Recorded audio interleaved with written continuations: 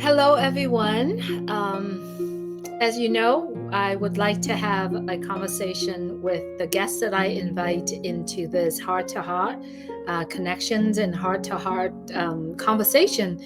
And today, with me here, I have Sherry Derseweh. Sherry Derseweh is one of my bestest angels here in California. And as everyone know, there's three angels. Sherry Derseweh is one of them, and I met her first. And then my other angel is Terry Thompson. We met, both of us met her later, and we connected, and we just, we are the trio. We love each other. We share. We do a lot of things together. Especially today, I invited Sherry to come on and to have a conversation with her. There's a lot of memories that we made together. So let's start by Sherry. If you could please say hello to everyone. Hello, everybody in the world, around the world. Good morning, good afternoon, good evening, whatever it may be for you when you're watching this. Awesome. Thank you, Sherry. So we literally, you and I and Terry, we say good morning to everyone. You're always the first. Sometime Terry and I beat you, but you always the first one. And every time we hear your voice saying good morning, it was so upbeat. It was just really fun. It's so good to start the day. So let me ask you, what gives you that energy to do that every morning, saying good morning to us? It's a couple of things, really. I'm thinking because I'm dragged out from the evenings. So I think I want to lift people up in the morning anyway. So I literally sometimes I just have like 4 sips of coffee. Sometimes when I'm even chatting with you guys on that, leaving you guys that message. And just to give people a boost. Maybe maybe you guys are having a bad night or whatever it may be. But I just think to have that and let you guys know that the angels are here for each other. So that's one reason why I do it. And I always kind of like to give something kind of positive for starting the day. Like that, even before I roll out of bed, I'll be like, give gratitude. Thank you, Lord, or whatever you want to believe. Thank you for I can see, I can hear. I go down the line and give my gratitude. So it's kind of like my way of giving my gratitude or love back to you guys in the morning. And both Terry and I always kind of like stay up really late. Yeah. And then as for me, I have my daughter. I have to, cook for her, get her out of bed and get her to school. And so I'm always the very last person to say good morning to the angels. But I wanted to say thank you so much for always every morning giving us the good morning and kind of like, get our day started with your voice. So today we're sitting here together, Sherry, and you have told a lot of people, like you've been to other conversations, and you kind of gotten to share with people where you actually was born, where you came from. Just for my special guests, for the viewers here, if you kind of go briefly, how did you ended up in California? Well, I was originally born in Tokyo, Japan. I know people go, what? Anyway, it's because my dad was in the war, the service there, and so was my mom. So he was in the Air Force. So I was only there 2 weeks because then we came back to our hometown, which is Ohio.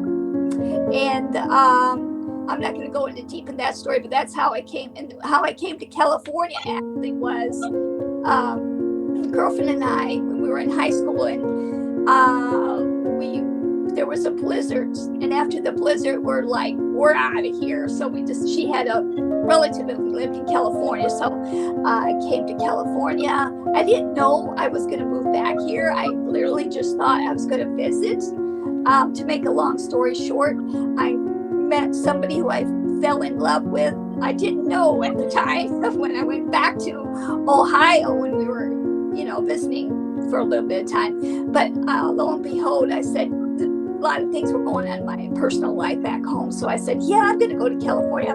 Mind you, I was only 18. So that's how I came to California, and I would say I'm more of a California girl now because I've been here more than my other life when I lived in Ohio. So that's how that transpired. So haven't looked back since. Oh, I mean, we both know that we really enjoy California because it's so nice and so cool. And I remember that, when you and I are connected, I did not know that you only live a town from me. And that's how we connected. But let's go through a little bit. I know you have gone through. I know you do have two beautiful daughters, and very talented daughters. But we'll come back to their story in a minute. Of course. Um, right now, how has it been for you going from 18, I guess, when you moved to California, and then Ohio, and then, here? How has it been for you? Where did you live before? Were you in the Riverside County, I understand? And how Uh, did you ended up in where you are today? I ended up in Riverside because we had gotten married, and then we had lived together with his family, so we could save money to buy our own house. So that's what we did. And then it was like the homes were real cheap in the Inland Empire area, so that's how I ended up in the Riverside areas. We had gotten a house in the Inland Empire. And what brought me to down here by the beach where I live is actually, of course, I got divorced, but I've shared that before.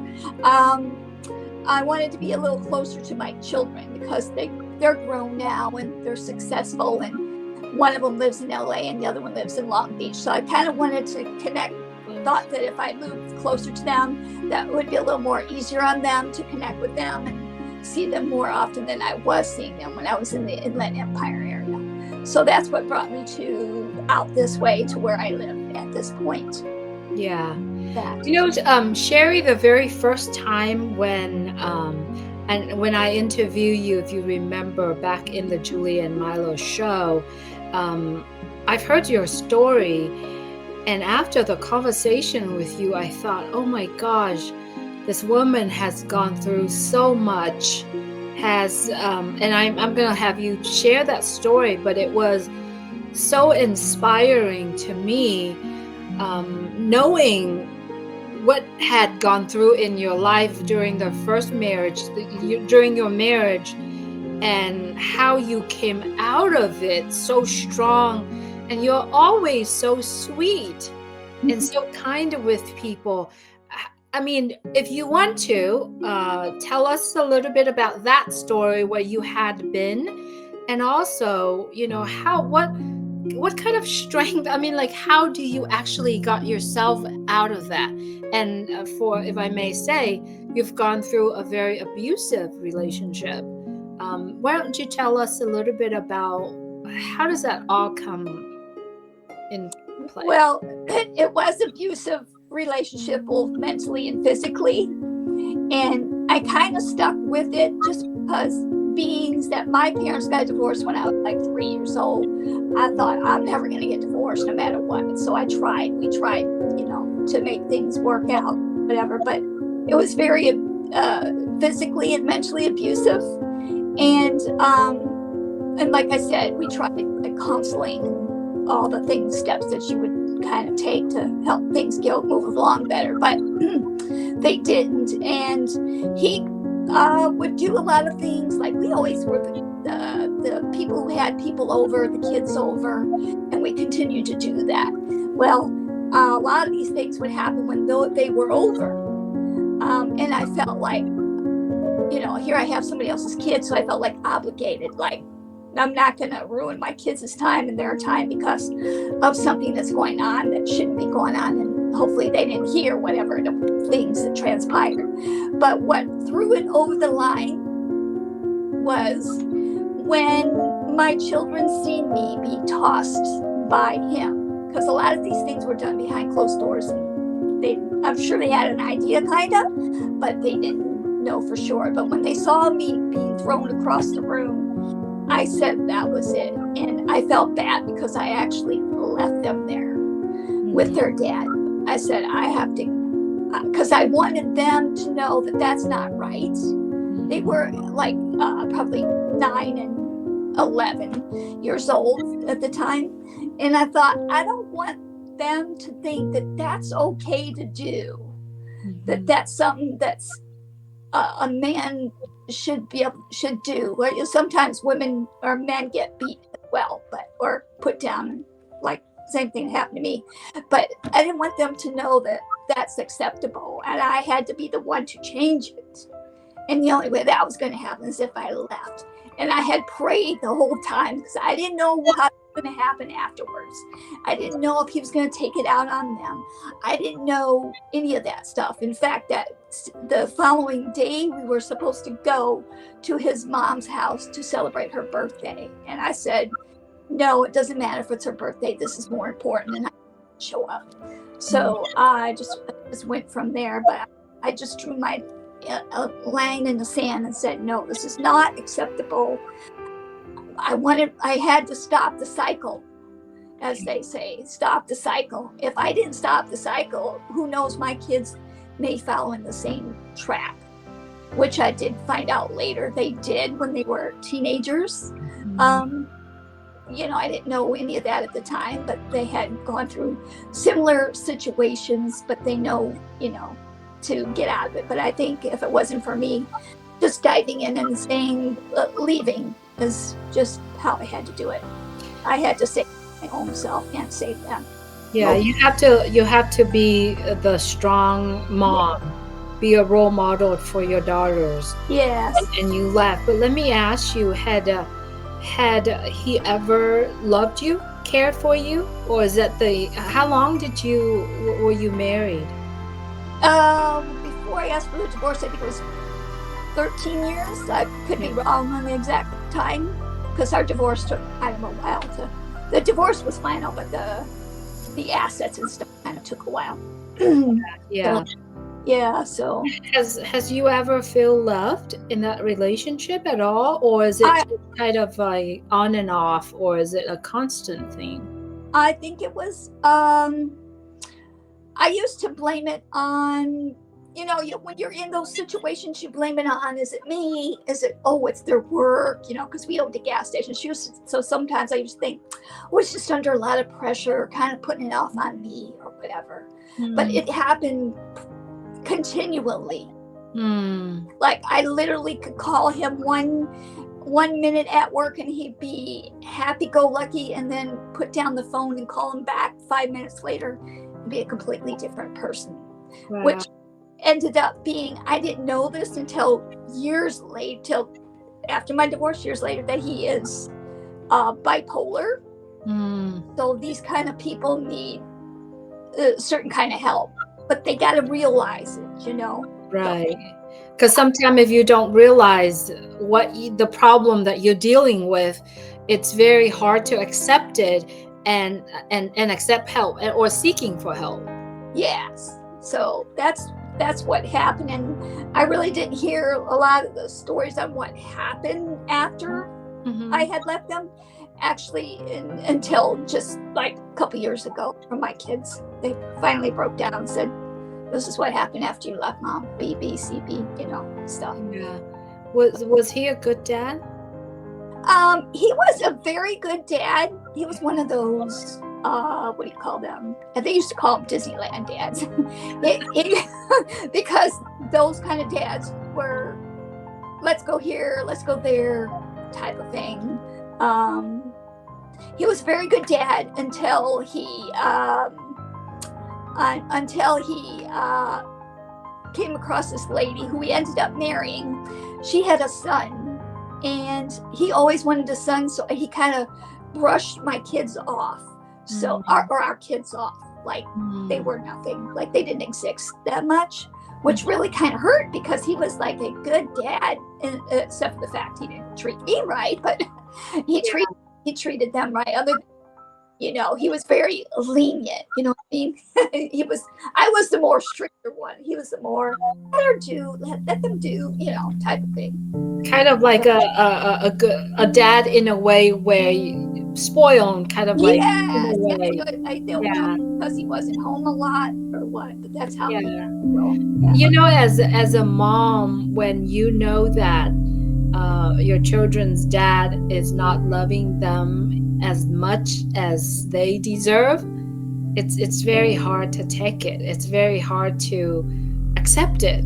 And sometime you have to really fight for your children instead of, for yourself. So so how do you, after you left him, how do you deal with all these things that running in your mind at that time, and how do you actually pick yourself up and moving forward? Well, to be honest with you, it was very rough at first because I just, how things go through your mind, like, oh, every man's like that. But then I think it was kind of the way I was brought up, because I was brought up by so many people that helped give me the strength. And it was only me because, like, I I kept a lot of stuff from like the people that are in Ohio. My family that's in Ohio, they didn't know a lot of these things that had transpired. And I didn't want them to know because I wanted to think I was the strong human being that came to California. And so I never really told anybody. But my strength comes back around for one, my children, and two, one actually is the higher power, and then two, my children. I prayed every day. I know I made the best choice. Maybe I didn't make the best choice when I got married. That was, but sometimes you just don't know at the time. Just all these things go through your head, but you in the long run, you do it for your children, and you sometimes you somehow pull through. And I also do it because I knew the higher power was up there helping me sometimes, even though there were days when I was like, I would cry every day. I cried every day, because, to be honest with you, I didn't get custody of the kids. Usually you do, at least partial custody of the kids. I had like very partial custody of the kids. So that happened around Christmas time. So that really got me. But you just strive through knowing that it's going to make you stronger in the long run, whatever that pitfall was for me at that time. And then I had to realize also, believe me, I didn't date for a long time. In fact, my kids used to set me up with their That's with their friends' dads that are single. So we did that a couple of times, but I just had to keep going through my head. No, not every person's like that. And when I did get into another relationship, I had to figure out, like, when a certain scenario would come up, I had to know, no, you have to block it out. This is somebody totally different. You've got to just totally block that other thing out. And the biggest thing, too, is I've actually forgiven him. I know it sounds crazy, right? I had to forgive him. Yes, absolutely. You have to forgive in order for you to move forward. And sometimes, and for me, I'm thinking, when you forgive someone, it's not that you're forgiving them, you're allowing yourself to move forward. Exactly. Because when you forgive someone, you actually kind of like, hopefully, you letting it go. You let it as the past. You let it go as your past. It's not something that you have to deal with. And now let me ask you, has he ever apologized to you? Does he realize the things that he did back then was affecting you and the relationship with the children? Has he ever apologized to you? I brought that up to him just a few years back. In fact, he claims that he didn't remember like what the things he did. He did apologize, but I don't feel that if he knew deep down what he did do. And it's not like he did drugs, or drank. So it's not like that's an excuse for him not remembering. I'm thinking maybe he chose not to remember, or whatever it is. But he has said he's sorry, but I don't feel that was genuine. I think maybe he did it because one of my daughters had asked them to brought it up, saying maybe you should Yeah. tell mom. Yeah, so I don't. It may have been genuine, but to me it didn't feel genuine because it didn't. He kept saying, "I don't remember that. I don't remember this," and all that. So, but he has. I do. Like I said, I do forgive him. So, like you said, so I can move forward in my life, and you just have to do that because I've been through something else too, where I've had to forgive one of my friends for something. Yeah, yeah, I know you've shared a lot of that with us, and you know what, Yes. Sherry, you deserve all the love in this world.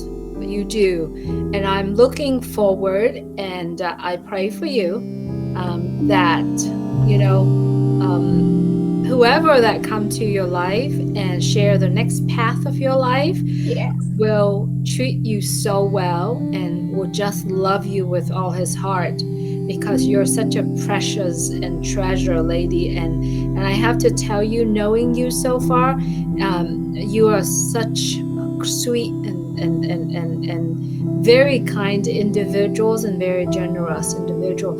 By the way, the things with all your cards, every time when there's some things, you always send out cards to us. Like, it's so sweet, and I cannot keep up with you. tell me tell me with all the cards that you have. I know every time you go buy something, you always think about other people, and you buy cards and you send cards for people. You always do. I gotta do, like, I think that's a little maybe old fashioned for me, but because most people text or send a little emoji or something, but I kind of like just a little card kind of. So I hope they don't get rid of cards. Or I'm in trouble. No, if they I'll get have to rid of, make my own, right? yeah, exactly, because you're an artist as well. Yeah. Tell me about your because nobody know that you're an artist, but Sherry is actually an artist. You did some mural before, didn't you? Yeah, I've done, when my kids were little, I did like a mural of Mickey and Minnie Mouse in one daughter's room on the roller skates, on the slide glass doors, closet door. And then the other room I did, I don't know if everybody's remembered this, but strawberry shortcake. Yeah, I remember. Yeah, I did the ABC and had the strawberry shortcakes hanging off the letters. So I did a mural about that. But the most recent ones that I've done, now that my kids are older, I did one for my older daughter. Her and I did this one together, actually. And I haven't drawn in a long time, other than on paper, a little piece of paper, let alone to do a mural thing. I haven't done a mural thing in forever. But we did one together. It's in her apartment. It's beautiful. It's she's into the pond, so it has the pond stuff, and it has what do you call those fish, the Japanese fish, what do you call them? The koi. Koi fish. Yeah, koi fish. I did the koi fish and she did the flowers, and Right. collaborated it together. It turned out very good. You gotta share the picture with us in the group chat. It has she gets a lot of compliments on it. So, and then my other daughter, I was going to do her on the wall, but she was moving. So I just did her two doves, because she just recently got married. So I did two white doves, and it's on a real big board, and fixing to do it. And I haven't done oil painting in like forever, but Oh my God. Yes, you're gonna have to do that, and when we have Academy, you're gonna have to teach us how to do that. Yes. So I know we kind of jumping back and forth on it's not really chronological order, but we kind of jumping back and forth. So talk about painting. We have to tell the story when Mr. Ash Mufareh launched Dubai, and we had to tell that story. So the story is this, everyone. If you remember when Mr. Ash Mufareh talking about the top, we're going to be the very top, the high top, the top, right? Do you remember that? Yeah. So when we heard that story, three of us, Terry, Sherry, and I, we were planning to draw. We at that time we all guessed to see what it was, right, Sherry? We Yeah. all kind of guessed, okay, what is it gonna happen? What is it? And then I went to the beach, and then I saw this beautiful art that they draw right on the sand art. So I took the pictures, and I think I took the pictures and the video. I shared it with my angels. And then what happened? We were like so excited. Sherry, you want to tell the story next one? Yeah. So we were, and I think it was cold out then, right? It was in March, so I think it's right around February is when all these things is happening. It was a little cold out. So I was going to, I told them, because I'm an artist, I said, look, I can do that in the sand. It's not a problem. I mean, I can do it in the sand. I just need your help to like shape it or dig or whatever. So we were going to do it in the sand. And they're like, what ain't happening? And I said, yeah, we can do it. Come on, I'm an artist. I can do it. I just need your help on getting it together, because I can't maneuver that well because my back. So I thought, oh, you guys can do it with me. And and then Terry at the time was sick. So she's like, there's, she was no way. trouble breathing. She's like, there's no way I could help her do that. So only Julie can go out and carry back. And she could be our delegator. We were like, Terry, just say, oh, make it go like this or like this. So basically what we did was we decided to have these people. There's two guys, so we went and talked with them. We were like pitching the idea at that time. We're like, okay, we need to come up with this money to be able to do this. Right? And what happened is they said, okay, this is how much. Did they come up with the price? I think it did. No, we haven't really talked about the price. But the reason why we did it because we want everybody to look up on the top, like look up in the sky. So we were thinking about doing the sand art with the logo of ONPASSIVE. Yeah, that's right. And so Sherry was like, no, yeah, I can do it. It's easy. It's not hard. Imagine, everyone, this art, this piece of art, sand art, is huge.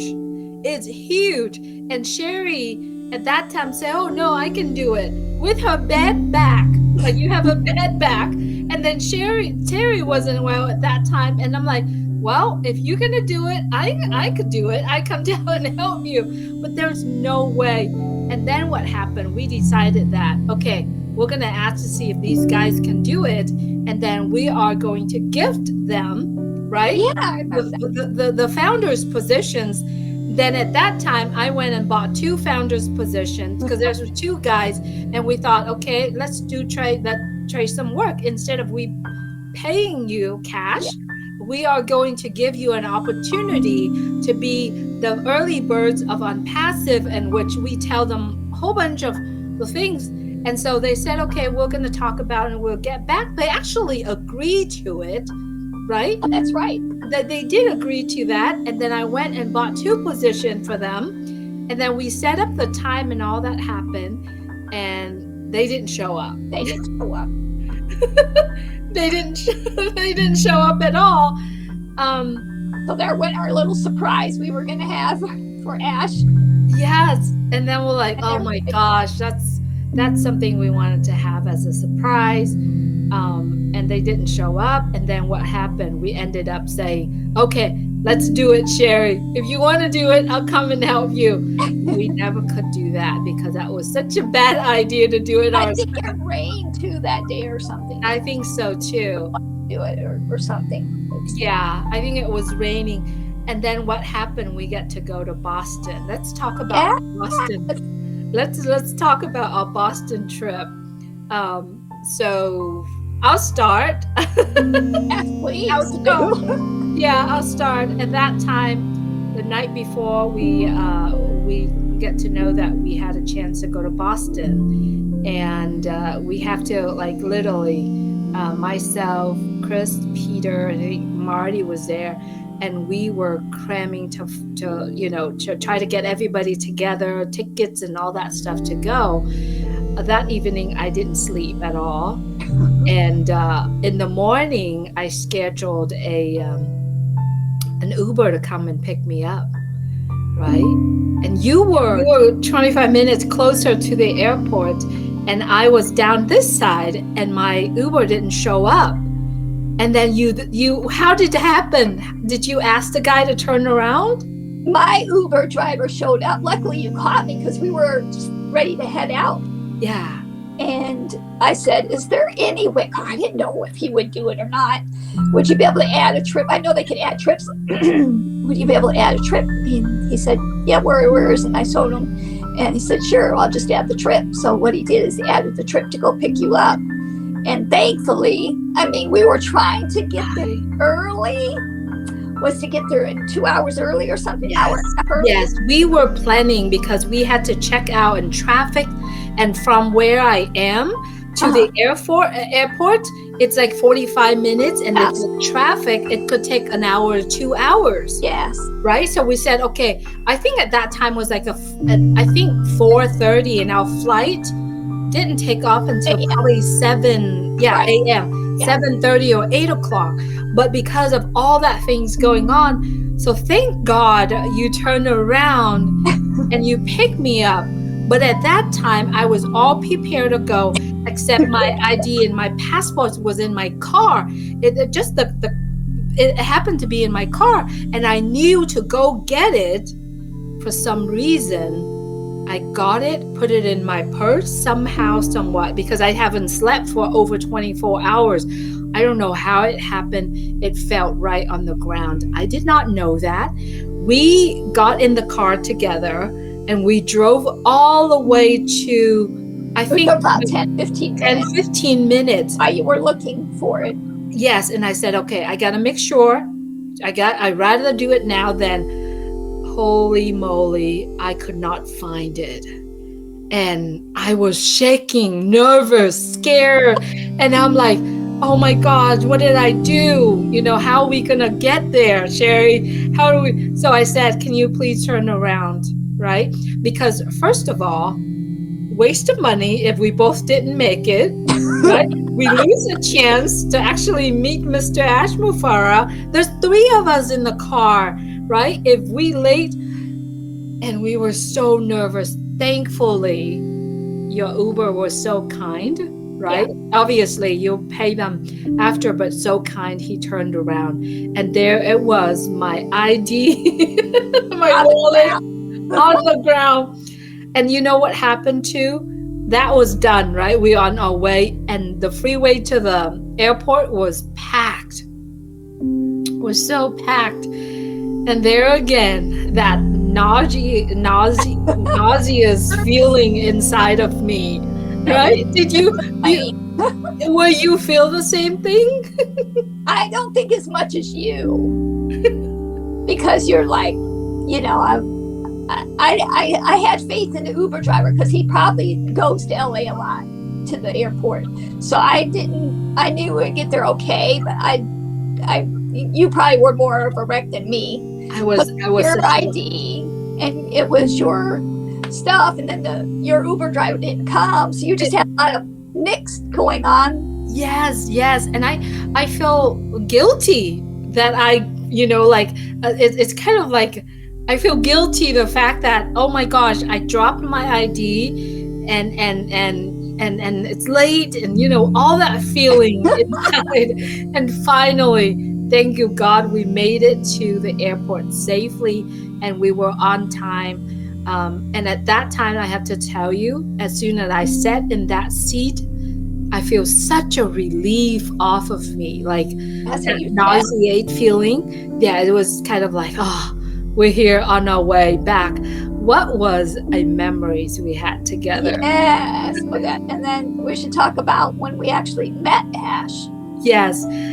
Before we did that, you know what happened when we were in the Uber going back to the hotel? Remember what we did? All of us talking about up on top.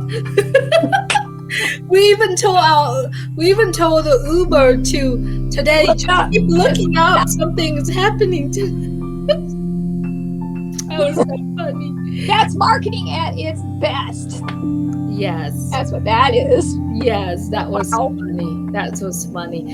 And then we went to Boston and we met Mr. Ash Mufareh. So, do you want to tell that story, or do we want to go back to when on passive and all that started? And then we can go back to the story However, too. however you want to do it. However long you got. I don't know how long you got. It doesn't matter. We have We'll time. have to have a part 2, part 3, and part 4 of our show.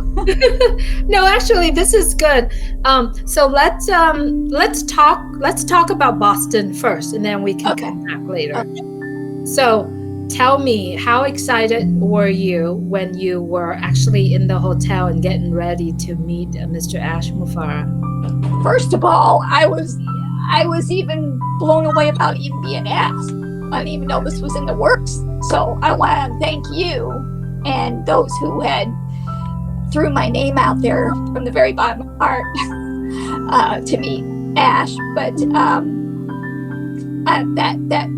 that blew me away. Like I was like, it was like better than anything you could imagine.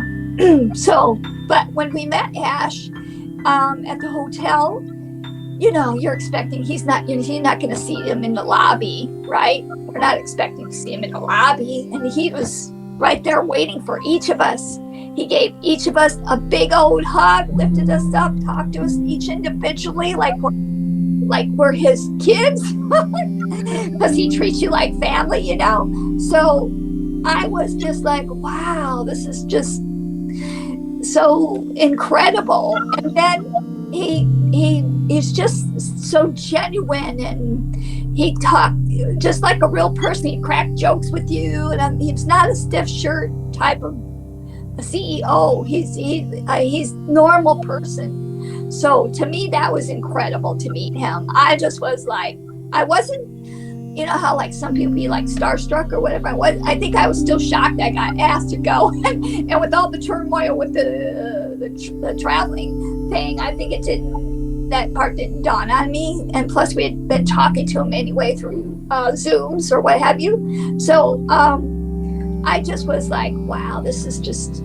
amazing, meeting somebody who cares for other people. He and his family care for other people. Is not just about him, because he really listens to you.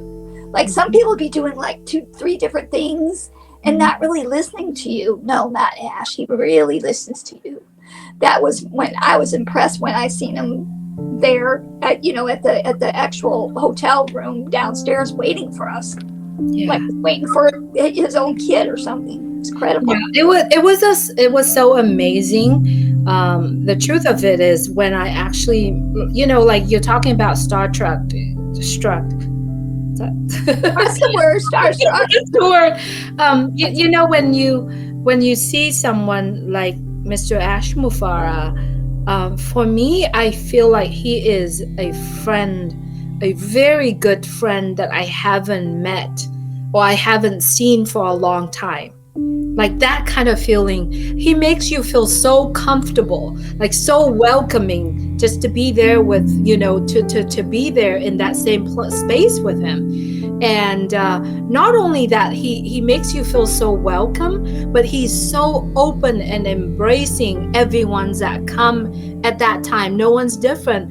And I have to say, my life, I worked with CEO, I worked with a lot of people, but everyone wanting people to come to them.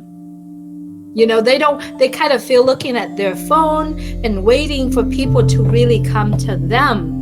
With Mr. Ash Mufareh, he is so welcome and so embracing. He comes to you. He comes and he welcomes you, instead of waiting for people to. It was just a very different and very, very warm feeling just to be in that same space with him. And he makes you feel like home, like his home. Yes, that's it. So comfortable, and the way how he comes and welcome you, and like you said, hug you and kind of lifting you up.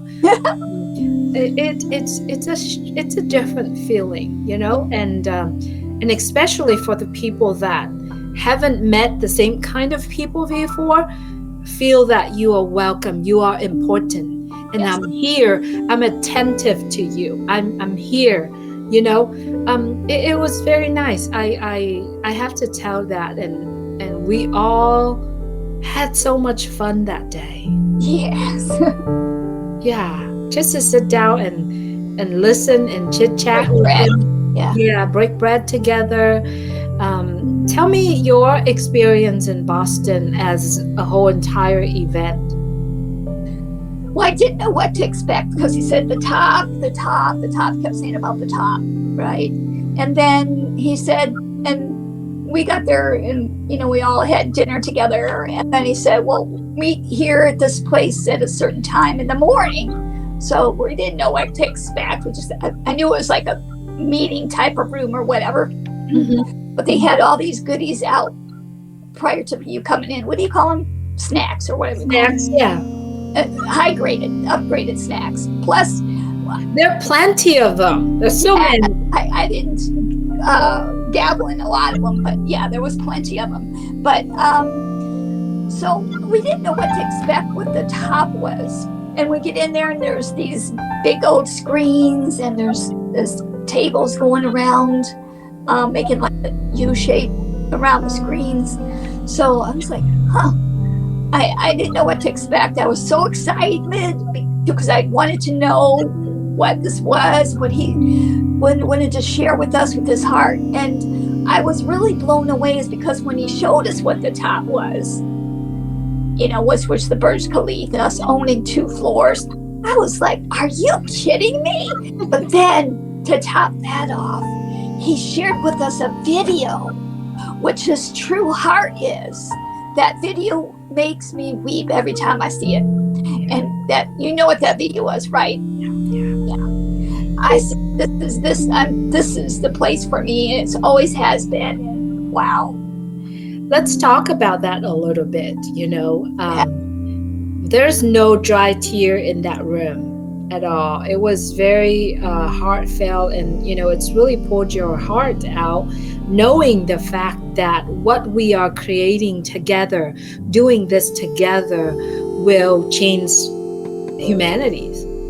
Every single one of us. It was just so deep, that all of us are together in this one place, share that same vision, share that same love, that heart together.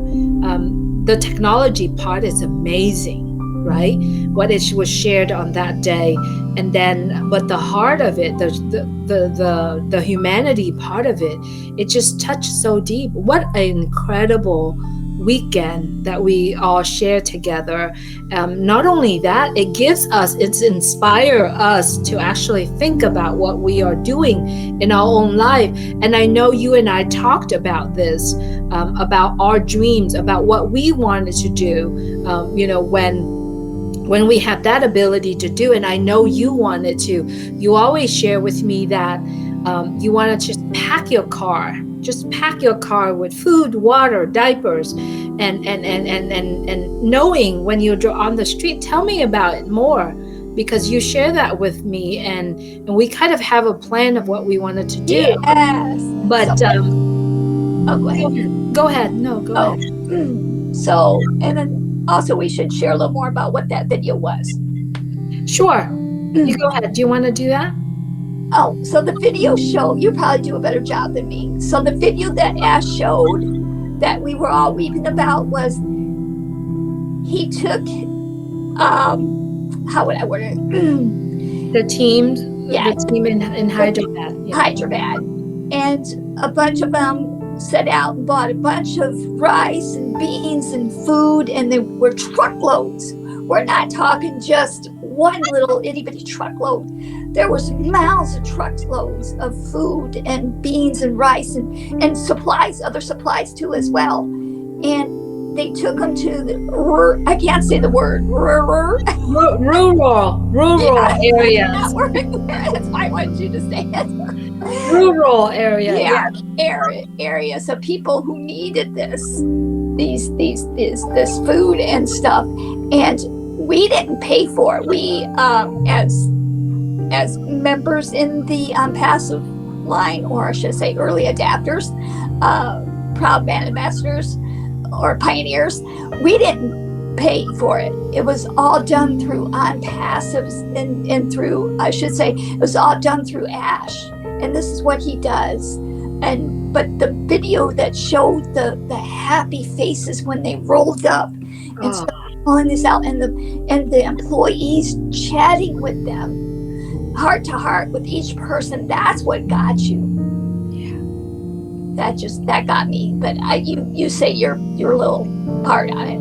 No, it was just, I remember just sitting there, and it's so weird. It's something that you can't describe. Yes. Your heartstrings got pulled, and then you just feel your heart. Like there often time, I don't know if you feel the same thing, but there's so many time you kind of go on with your day and you really don't think about it. But there's many times in my life, in the daily life, that I actually feel that my heart is there.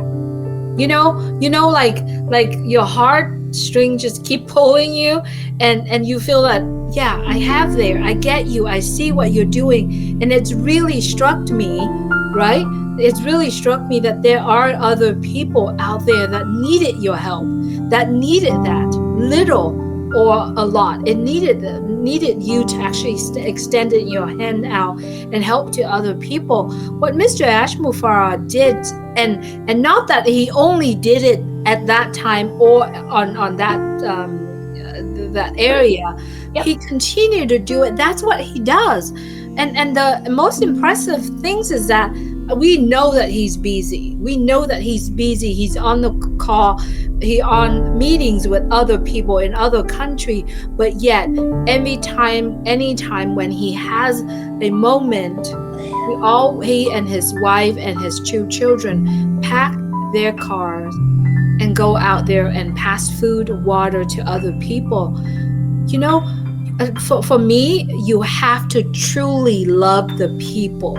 Yes. For you to be able to go out of your way to help other people. And you know what? Based on what I saw, based on we understand Mr. Ash Mufareh, I get inspiration to go out there and do it myself. Do you feel that way?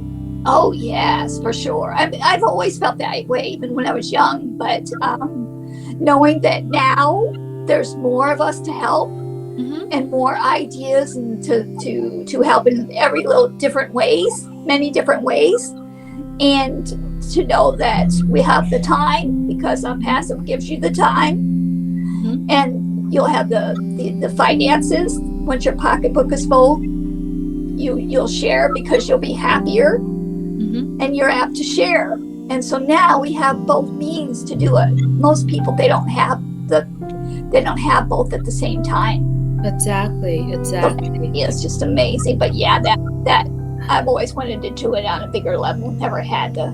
Yeah, have an opportunity to do. Yeah. I do believe, Sherry, that, and we all know, everyone has a heart within themselves. And it just takes one person or two person or the community to touch people's heart and actually inspire them to go do it. If you and I doing those things that we love to do by sharing with other people or touching people's life or make a difference in someone else's life, if we do it intentionally, if we do it coming from our heart, I believe it will inspire other people to do the same thing. And so I'm so glad that ONPASSIVE connect you and I together. And of course, there are other people, but I'm so glad that ONPASSIVE is a connection for two of us to be together. And also, Terry, three of us, we're living very close, and I'm very sure there are other founders or early adopters or customers of OnPassive will be Yeah, nearby. If we can connect together, and who knows, if we can make a difference in Orange County, I believe we can do that, because it doesn't take a lot. It is one thing. All it is one thing. One act of kindness can change people. no doubt. That's how I believe it. Yeah, Yeah. even just a smile, Yeah, or listening to somebody. absolutely. And you are so right. You are doing your live every day, and you reminding us to pick up a phone call. Pick up a phone call, call somebody. Don't text, and listen attentively to people. And then also, all you got to do is just be there for them. And truly, in my own experience, Sherry, if you pick up the phone, you call someone and just say, "Hey, I'm just thinking about you, so I call."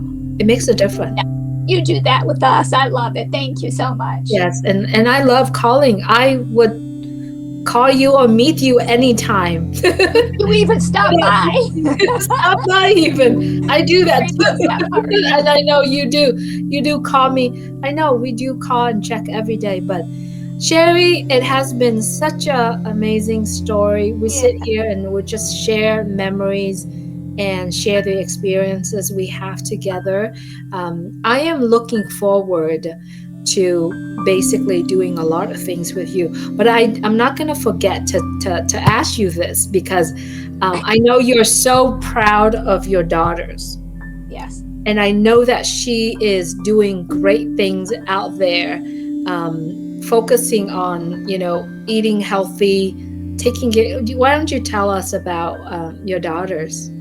I have two daughters. They both kind of do the same thing, actually. Yeah. um, they do, what do you call that? Reiki? Yeah, a type of healing, another type of healing. So they both do that separately, but they do that. And the older one, she's actually a vegan chef. And around when the COVID was in high gear, she actually was cook. She lives in LA. They call it the houseless people. That's the people who don't have a house, is what they call it. So she actually was cooking for them and passing out food, and she always listens to them. That's what I love about her, is she wouldn't just say, "Here you go."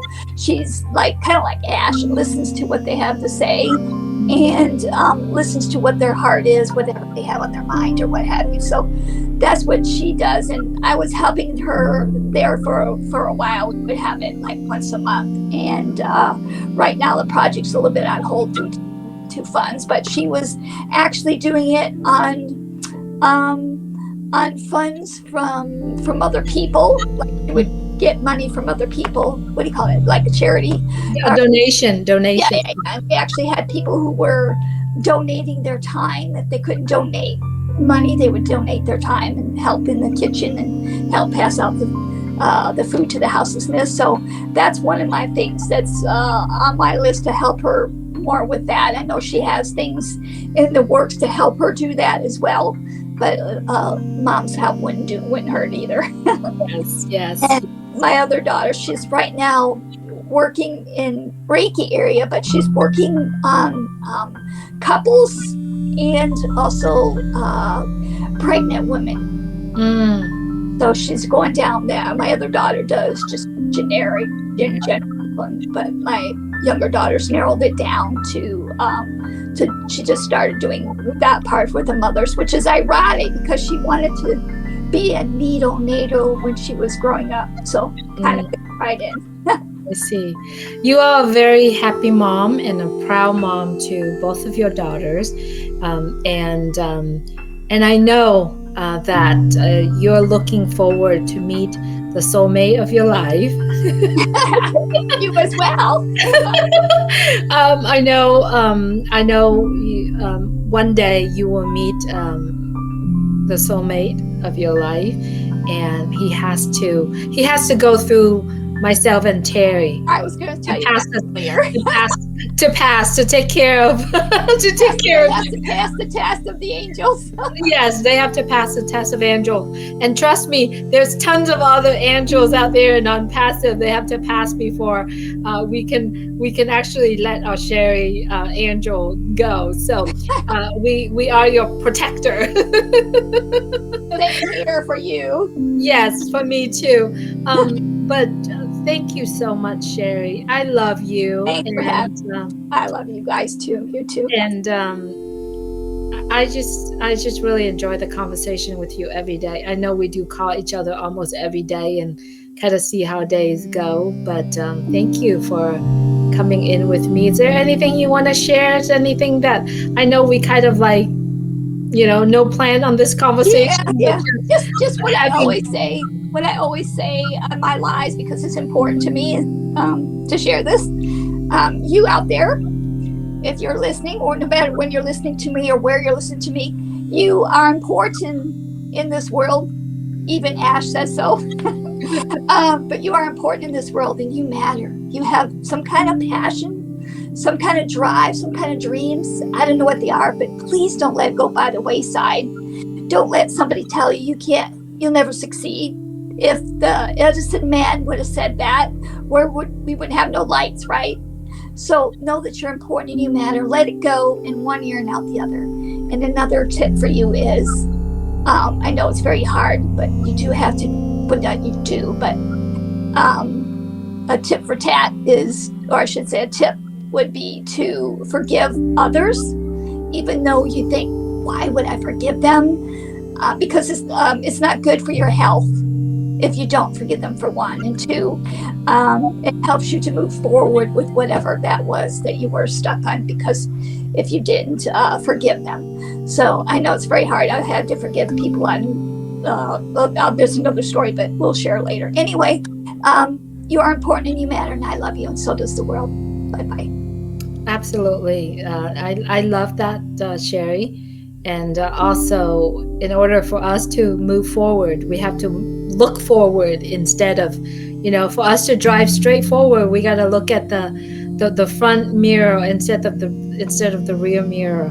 And the rear mirror is there for us to reference, Yes. but not to head that way. So yes, listen to Sherry, move forward, and let it go. And don't ever put a filter between you and your goal and your past as well. So thank you, Sherry. Yeah. We had a chat, and thank you everyone for watching. Take care, everyone. Take care, everybody. Love y'all.